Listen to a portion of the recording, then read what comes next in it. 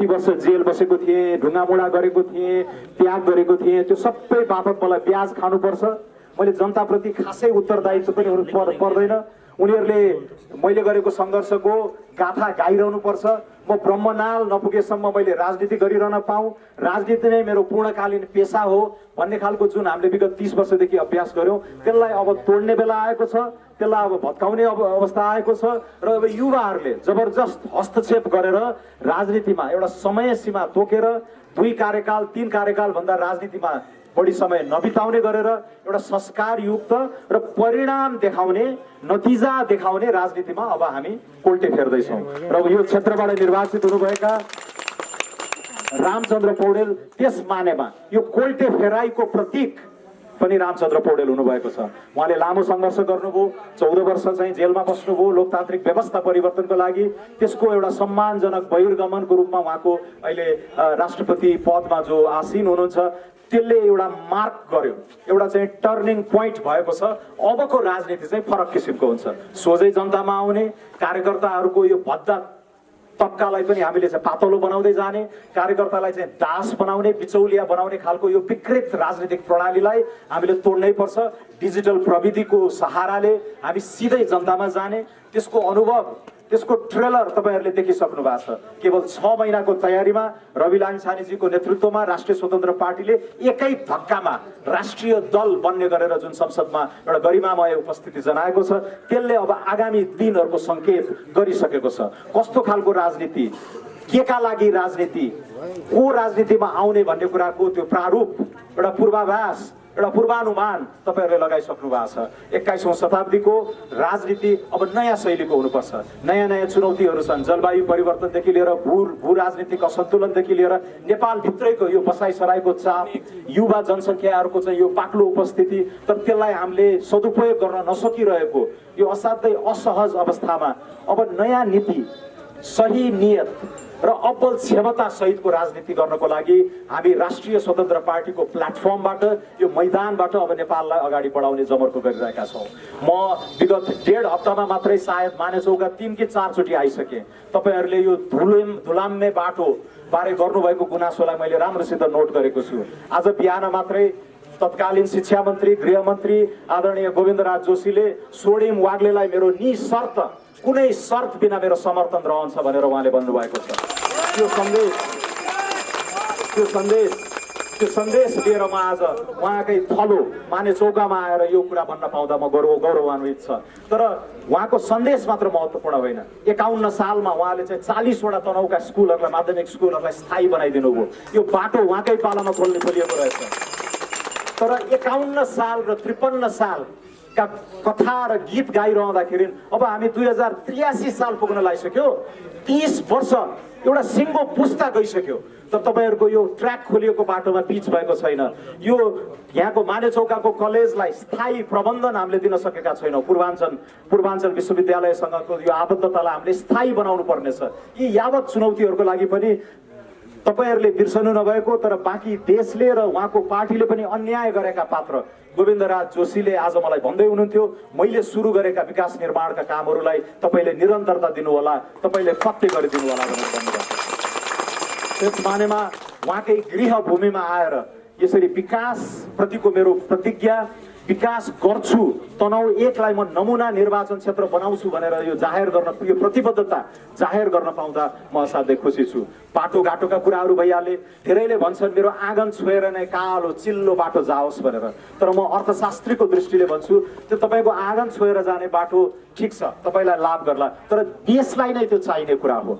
दूरी घटाउने, लागत घटाउने, यी मानेचौकामा बसेर, रूपाकोटमा बसेर तपाईले गर्ने एकीकृत कृषि फारमबाट तपाईले निकाल्ने मह, तपाईले उत्पादन गर्ने तरकारी, तपाईले उत्पादन गर्ने अर्ग्यानिक फलफुललाई आधा घण्टा 40 मिनटमा तपाईले ठुलठुला बजारमा झार्न सक्नुभयो भने यसले गाउँलाई नै गुलजार गरिदिन्छ, आम्दानी बढ्छ, रोजगारी सिर्जना हुन्छ। म यो भन्दिनँ कि आजको भोलि नै यहाँबाट पलायन भइरहेका, बसाइसराई सरेका हजारौं, 10औं हजार युवाहरू फेरि गाउँमा आएर बस्छन् भनेर म भन्दिनँ।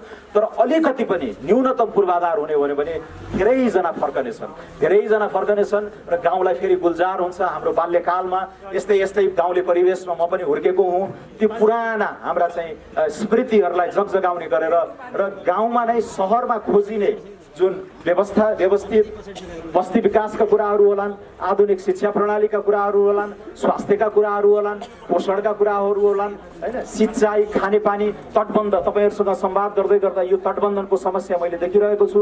अस्ति नै आउँदा पनि यहाँका बासिन्दा दाजुभाइ दिदीबहिनीहरूले भन्नुभयो यो कटानले कुन बेला हामीलाई बगाउँछ भन्ने कुरा भयो।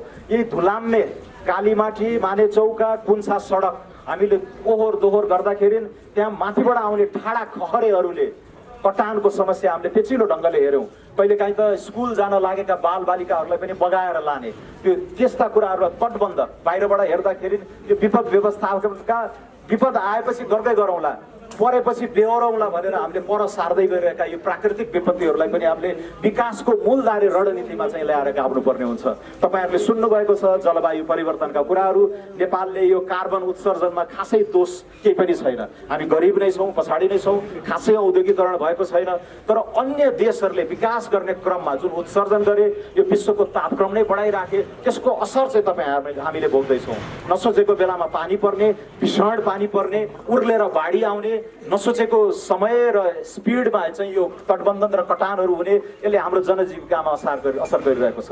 त्यसैले विकासका यो तमाम मुद्दाहरूलाई हामीले एकीकृत सर्वाङ्गीण एउटा ढाँचामा ढालेर शिक्षा, स्वास्थ्य, पोषण, खानेपानी, सिँचाइ, तटबन्धन, आम्दानी, रोजगारीका कुराहरू, कृषि, पर्यटनका कुराहरू र बाटोघाटोको कुराहरूलाई एकीकृत ढङ्गले चाहिँ अगाडि जानुपर्नेछ। स्कुलहरू बनेका छन्, विद्यार्थी सङ्ख्याहरू पातलिँदैछन्। बल्ल बल्ल घिसारेर भए पनि हाम्रा बालबच्चालाई स्कुल पुर्याउँछौँ, तर ती केही सिक्दैनन्। त्यही 15 रुपियाँको खाजा खान्छन्, आउँछन्। त्यसमा पनि ठुलो प्रश्न उठाउन सक्ने व्यवस्था भइसकेका छ। स्वास्थ्य चौकीहरू बनेका छन्, तर मलाई एकजना आमाले भन्दै हुनुहुन्थ्यो अस्ति कोरोनाको सुई बसेको त्यहाँ 3 महिना भएछ बाबु, कसैले आएर हामीलाई थाहा पनि दिएन, लगाइदिएन।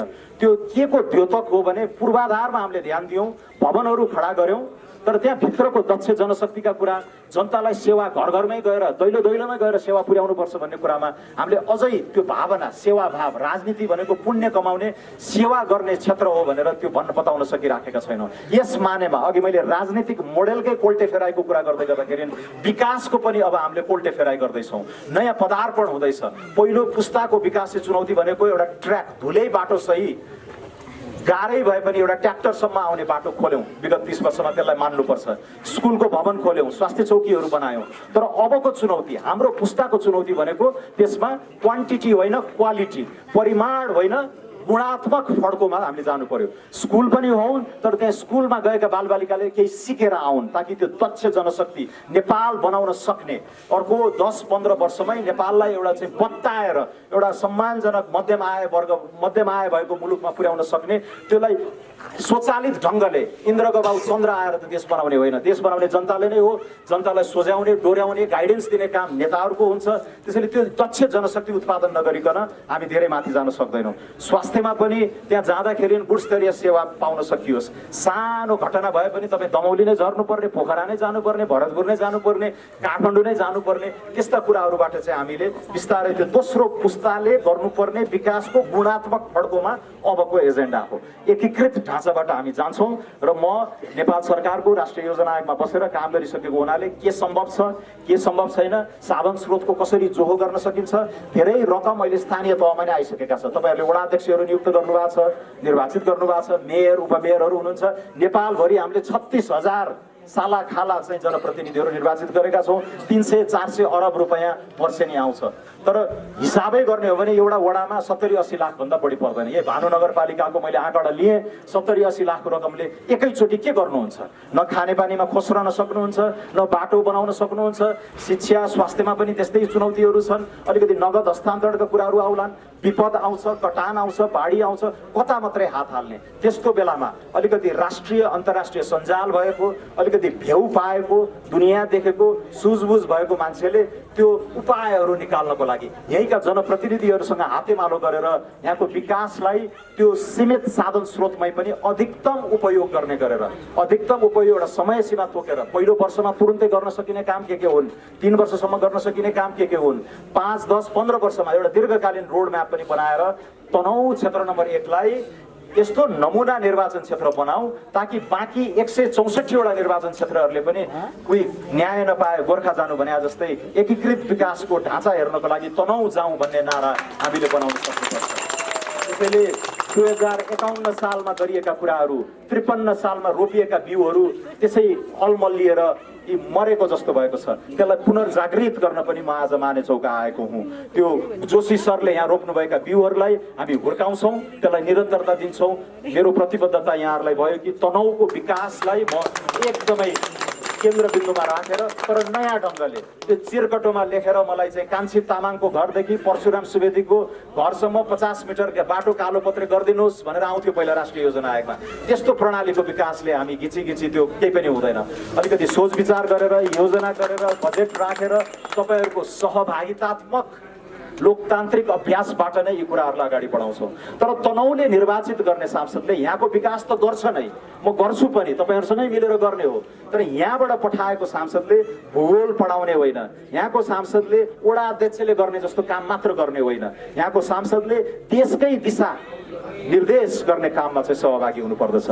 हाम्रो आर्थिक नीति कस्तो हुने हो, हाम्रो व्यापार नीति कस्तो हुने हो, कृषि नीति कस्तो हुनुपर्ने हो, हाम्रा परराष्ट्र र कूटनीतिक सम्बन्धहरू कस्ता हुनुपर्ने हो, अन्तर्राष्ट्रिय मञ्चमा नेपालले कुन कुन विषयलाई कसरी कहाँ उठाउँदाखेरि अधिकतम लाभ हुन्छ भन्ने कुराहरूमा हामीले चाहिँ ध्यान दिनुपर्छ। अघि मैले जलवायु परिवर्तनका कुराहरू इङ्गित गरिसकेँ। सन् 2026मा हामी अति कम विकसित मुलुकको दर्जाबाट माथि आउँदैछौँ। यी सबैको अन्तर्राष्ट्रिय आयाम छ। त्यसैले तनहुँबाट निर्वाचित भएर गएको सांसदले राष्ट्रिय मुद्दाहरूमा पनि बोल्छ र अन्तर्राष्ट्रिय मुद्दाहरूमा पनि बोल्छ। र म त्यसरी बोल्दै गर्दा तपाईँहरूले आफ्नो हत्केलामा स्मार्टफोन राखेर हेर्नु होला, तपाईँहरूले आफ्नो टेलिभिजन स्क्रिनहरू खोलेर हेर्दाखेरि हो त्यो बोलिरहेको वाग्ले हाम्रो सांसद हो, हामीले गर्व गर्न लागेको सांसद हो। यहाँ धेरै कुराहरू गरिएका छन्। यहाँ एउटा एकदमै मलाई भावुक बनाउने कुरा पनि छ। यो निर्वाचन क्याम्पेनका दौरानमा मैले पाएको अपार स्नेह, यहाँ फुलमाला र स्नेह लिएर आमा बुवाहरू चाहिँ उभिनु भएको छ, आक्षेता र आशीर्वाद लिएर चाहिँ दाजुभाइ दिदीबहिनीहरू उभिनु भएको छ, धेरैले अङ्गालो मालेर भन्नुभएको छ बाबु तपाईँबाट केही आशा छ, हामी तपाईँलाई यो तनहुँ क्षेत्रमा स्वागत गर्दछौँ। तर यसै मेसोमा हाम्रो गाली गलौज गर्ने, अरूलाई चाहिँ होच्याउने, गिज्याउने त्यो संस्कारबाट हामी हुर्केका छैनौँ। हामी नयाँ संस्कारयुक्त राजनीति गर्न खोजिरहेका छौँ। तर यसै मानेमा पनि मलाई चाहिँ अहिले केही साथीहरूले यो बाहिरको मान्छे, पाहुना हो इत्यादि पनि भनेको सुने। आज बिहान मात्रै मलाई गोविन्दराज जोशीज्यूले नै भन्नुभयो कि 2020 सालमा हुन त बिपी कोइराला यहाँ 12 सालमा आएर टुरे पसलमा भाषण गरेर जानुभएको रहेछ। त्योभन्दा अगाडि यहीँ रूपाकोट हुँदै उहाँ लमजुङ पनि जानुभएको रहेछ। त्यो बेला सबै पैदलबाट यात्रा गरिन्थ्यो।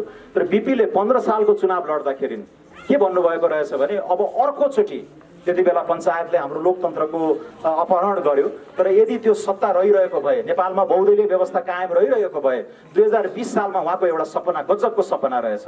50-60 वर्ष अगाडि उहाँले देख्नुभएको सपना तपाईँले कल्पना गर्नुहोस्। तराईका मानिसहरूलाई लिएर आएर पहाडमा निर्वाचन लडाउने, पहाडका मानिसहरूलाई लगेर तराईमा निर्वाचन लगाउने, ताकि नेपाललाई त्यति बेला एउटा सम्पूर्ण राष्ट्र नबनिसकेको एउटा प्रशासकीय इकाइ जस्तो रूपमा चाहिँ बुझिन्थ्यो। त्यसैले यो नेसन फर्मेसन, नेसन र स्टेट चाहिँ बनाउनको लागि राष्ट्र निर्माणका क्रममा हाम्रो जुन बहुलवादी विविधतापूर्ण जुन राज्य छ त्यसमा चाहिँ त्यो एकीकृत नेपाली भावना जागृत गर्नका लागि कोही गोर्खाको सांसद, कोही चितवनको सांसद, कोही भक्तपुरको सांसद, कोही दैलेखको सांसद होइन कि नेपालको सांसद बनाउने सपना उहाँले 60 वर्ष अगाडि देखिसक्नुभएको रहेछ। तनहुँका विवेकशील चेतनशील जनताले त्यो सङ्कीर्णता एउटा चाहिँ मान्छेले कोरेको सिमानालाई ठुलो मुद्दा बनाउनु पर्छ जस्तो मलाई लाग्दैन। यहीँका शङ्कर भण्डारी मादी तरेर उहाँ चाहिँ अर्को क्षेत्रमा जानुभयो। म मर्स्याङदी पारीको मान्छे यहाँबाट चुनाव लड्न खोज्दाखेरि किन मानिसहरूको ज्वरो आउँछ मलाई थाहा छैन। नेपालको संविधानले पनि भनेको छ नेपाली नागरिक जहाँबाट पनि लडे हुन्छ। अहिलेका बालवाला प्रधानमन्त्री कास्कीमा जन्मनुभयो, चितवनमा हुर्कनुभयो, यी पारीको सांसद हुनुहुन्छ। यही तनहुँका प्रदीप पौडेललाई काठमाडौँबाट जिताउनको लागि म आफै पनि मरिहत्ते गरेर लागेँ, तर उहाँलाई कसैले टुरिस्ट भनेर अपहेलना गरेन। त्यसैले सम्भावना हेर्ने हो, ट्र्याक रेकर्ड हेर्ने हो, नीति कस्तो छ, नियत कस्तो छ, क्षमता कस्तो छ, यी यावत कुरामा यो आलोकमा यो सर्वाङ्गीण मूल्याङ्कनको कसीमा तपाईँहरूले मलाई अब्बल पाउनुभयो भने तपाईँहरूले मलाई शानदार मतले जिताएर पठाइदिनु होला। म तनहुँले गर्व गर्न लागेको सांसद बन्छु। मैले अघि पनि भने, मैले त्यसलाई दोहोऱ्याउन आवश्यक ठानेर पनि दोहोऱ्याएको छु। अब मैले भने यहाँको स्थानीय मुद्दा मात्र बोक्ने होइन कि राष्ट्रकै दिशानिर्देश। तर अहिले हाम्रो दुईटा महामारीले हामी ग्रस्त छौँ। एउटा कुशासनको महामारी, हरेक उच्च नियुक्तिहरूमा लगभग सबै उच्च नियुक्तिहरूमा लेनदेन हुने हामीले सुनेका छौँ। राजनीतिलाई यो पैसाको खेलोले यति विकृत र फोहोरी बनाइरहेको छ। तपाईँ राजनीतिक पार्टीबाट टिकट लिएर उम्मेदवार म सार्वजनिक सेवा गर्छु, सार्वजनिक पद धारणा गर्छु भन्नु पर्यो भने पनि त्यहाँ चाहिँ ठुलो रकमको चलखेल हुन्छ भन्ने कुराहरू तपाईँले रेडियोमा पत्रिकामा सुनिराख्नु भएको छ। राष्ट्रिय स्वतन्त्र पार्टीले ती सारा विकृतिहरूलाई एकै धक्कामा एकैचोटि पखाल्ने गरेर केही प्रावधानहरू लिएर आएका छौँ। त्यसको व्याख्यापछि कुनै प्रशिक्षणहरूमा हामी गरौँला। तर यो विकृत राजनीति सङ्लो नभइकन, सही ट्र्याकमा सही ठाउँमा नआइकन यो राष्ट्रिय जीवनका धेरै आयामहरू, धेरै पाटाहरू बन्धक नै भइरहन्छन्। त्यसलाई फुकाउनको लागि, त्यसलाई प्रस्फुटित गर्नको लागि पनि हामीले राजनीति ल्याउन पर्यो, ताकि अर्थव्यवस्था, आम्दानी बढाउने, रोजगारी सिर्जना गराउने जस्ता कुराहरूमा पनि ध्यान दिन सकियोस्। त्यसैले अहिले मैले मुख्यतः 3 एजेन्डा बोकेर आएको छु। तनहुको विकास गर्ने, यसलाई नमुना निर्वाचन क्षेत्रको रूपमा अगाडि बढाउने, त्यो एकीकृत विकासका ढाँचाबारे हामी पछि अन्तर्क्रिया घर दैलोमा इत्यादि गर्दै आउँला। विजयोत्सव मनाउँदै तपाईँहरूको गाउँ टोलमा फेरि आउँदाखेरि हामी बसेर कुरा गरौँला फुर्सदमा। तर अर्को चाहिँ राष्ट्रिय जिम्मेवारी नै छ। यो मुलुकको राजनीति नै सही ठाउँमा छैन। त्यसैले यसलाई सही लिगमा, रेलको लिगमा लिएर आएर दौडाउनु पर्यो, ताकि सबै नीतिको मूल नीति राजनीति भनिएको हुनाले राजनीतिलाई अलिकति सङ्लो, स्वच्छ, प्रभावकारी बनाएपछि अर्थतन्त्र, सामाजिक विकास, कूटनीति, पूर्वाधार यी सबै कुरामा हामीले एकैचोटि गति दिन सक्छौँ भन्ने मेरो आत्मविश्वास छ। नेपाल सरकारमा बसेर गरेको कामका अनुभवका आधारमा झन्डै 18-20 वर्ष प्रतिष्ठित अन्तर्राष्ट्रिय संस्थाहरूमा गरेको काम, 35-40 वटा देशमा प्रमुख आर्थिक सल्लाहकार भएर गरिसकेको मेरो ट्र्याक रेकर्डका आधारमा म यो आत्मविश्वासका साथ बोल्दैछु कि म केही गर्न सक्छु। र त्यो विश्वास तपाईँहरूले पनि फर्काइदिनु भयो भने वैशाख 10 मा घन्टी चिन्हमा तपाईँहरूले छाप लगाएर मलाई यहाँबाट विजयी गरेर पठाउनुहोस्। रमेश खरेल बाराबाट आउँदै हुनुहुन्छ, चितवन 2 बाट पुनर्निर्वाचित हुनुहुँदैछ सभापति रवि लामिछानेज्यू, र तनहुबाट म गएपछि हामी 3 भाइ संसदमा अँगालो हालेर छिर्दै गर्दाको दृश्य हेर्न लायकको हुनेछ। हामीले राजनीतिमा सही मान्छे र सही प्रणाली स्थापित गर्न सकेनौँ भने एउटा बाटो पिच गराएर एक युग पर्खेर एउटा बाटो पिच गराउँछौँ। त्यो बाटोमा हिँड्ने डुल्ने मान्छेहरूले 1 वर्ष खुसी हुने हो, किनकि बाटो यसरी बनाइन्छ कि त्यो बाटो वर्ष दिन टिक्दैन। यस्तो विकास, यस्तो राजनीतिले हामीलाई यो देशबाट लखेट्यो। कयौँ बाबा यहाँ हुनुहुन्छ, उहाँहरूका छोराछोरीहरू यहाँ हुनुहुन्न, यो उहाँहरूको रहर होइन। त्यो रेमिटेन्सको पैसा चाहिएको चाहिँ होइन, हो आवश्यक छ, बाँच्नुपर्छ, आवश्यक छ, जीवन धान्नका लागि पैसा चाहिन्छ। तर देशमै गरी खान सकिन्थ्यो कि यही एउटा प्रणाली भइदिएको भए, काम गर्ने वातावरण भइदिएको भए आफ्ना छोरानाती, आफ्ना छोराछोरीलाई विदेशमा बसेर त्यहाँ यहाँ पैसा पठाइरहेको भन्दा आफ्नै काखमहरू अलिकति कम कमाएको हेर्न चाहने बाबाआमाहरू यही हुनुहुन्छ। कयौँ दसैँहरू भिडियो कलमा त्यो मोबाइलको स्क्रिनमा टिका लगाएर बिते। एउटा देशको इतिहासका लागि योभन्दा दुःखद कुरा के हो? 1 वर्ष हो र 2 वर्ष हो र दशकौँ हुन लागिसक्यो। आज पनि दसैँ तिहार खल्लो भएका छन्। कयौँ दिदीबहिनीहरू कम्प्युटरको स्क्रिनमा, मोबाइलको स्क्रिनमा आफ्ना भाइ दाइहरूलाई सप्तरङ्गी टिका लगाइरहेका छन्। यो कस्तो ठुलो भाग्य हो हाम्रो देशको। हो, मैले केही राष्ट्रिय अन्तर्राष्ट्रिय विज्ञ, केही साथीहरू, मित्र मण्डलीहरूसँग कुराकानी गरेँ। होइन, यो केस स्टडी होइन, हाम्रो देश स्टडी गरिदिउँ न एकचोटि। यो देश हुनै नसक्ने सम्भावना नै नभएको देश हो त। हामी सोच्छौँ भनेको यहाँ चाहिँ सम्भावनाहरू छन्, प्राकृतिक स्रोत साधनले भरिपूर्ण छ, सम्भावनाको देश हो, युवा जनशक्ति छ। यस्तो देशमा किन यो व्यतिथि हुनै नसक्ने स्टडी गरेर हेर्नु हुनै नसक्ने चिज हो कि भनेर कयौँलाई सोधिहेरे। उनीहरूले हाँसेर भने हुन नसक्ने होइन कि योभन्दा हुन सक्ने देश यो पृथ्वीमा छैन, त्यति सम्भावना भएको देश हो भनेर हरेक मान्छेले भन्छन्। अनि मैले सोधेँ उनीहरूलाई, भयो चाहिँ के त? उनीहरू भन्छन् नेतृत्व। मरुभूमिमा बालुवा बाहेक केही नभएका देशहरूले हरियाली बनाएका छन्, आफ्नो देशको अर्थतन्त्रलाई विकासको चरम चुरीमा पुगाएका छन्, नागरिकहरूलाई धनी बनाएका छन्, सुशासन कायम गरेका छन्। आज चराले बिस्ट्याउँदा चराले जे खाएको थियो त्यही अन्न उम्रने माटोका देशहरू लाइन लागेर विदेश जान्छन्। केही त गडबड छ, केही त गडबड छ। गडबड कसैले गरेको छ। हामीले भन्न खोजेको के भने यो गडबडीको हिसाब निकालौँ। यो गडबडी त छ। देशको अर्थतन्त्र तहस नहस पार्दाखेरि देशको ढुकुरीबाट पैसा चोरी त भयो। एउटा बाटो बन्न 1 युग लाग्यो। 1 युगपछि बनेको बाटोमा कमिसन अथवा त्यहाँ जाल झेल भयो, त्यो पैसा काहीँ न काहीँ गयो। हाम्रो भनाइ त्यसको हिसाब पनि राखौँ।